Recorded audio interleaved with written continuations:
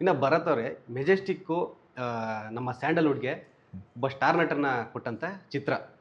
So ನಿಮಗೆ Majestic 2 ಆ ಒಂದು ಟೈಟ್ಲಲ್ಲೇ ಬರ್ತಾ ಇದ್ದೀರಾ.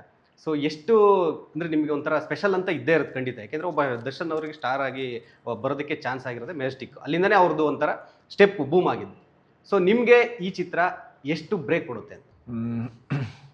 ಮೆಜೆಸ್ಟಿಕ್ಗೆ ದರ್ಶನ್ ಸರ್ ಒಂದು ಜೀವನ ಕಟ್ಕೊಳ್ಳೋಕ್ಕೆ ಒಂದು ಸಿನಿಮಾ ಮಾಡಿದ್ದು. ಅವ್ರು ಇದ್ದಿದ್ದು ಕಷ್ಟಕ್ಕೆ, ಐ ಮೀನ್ ಅವ್ರ ತಂದೆಯವ್ರು ಇದಾದ್ಮೇಲೆ ಎಲ್ಲ ಮಾಡಿ ಈ ಸಿನಿಮಾ ಒಂದು ಬ್ರೇಕ್ ಕೊಡ್ತು.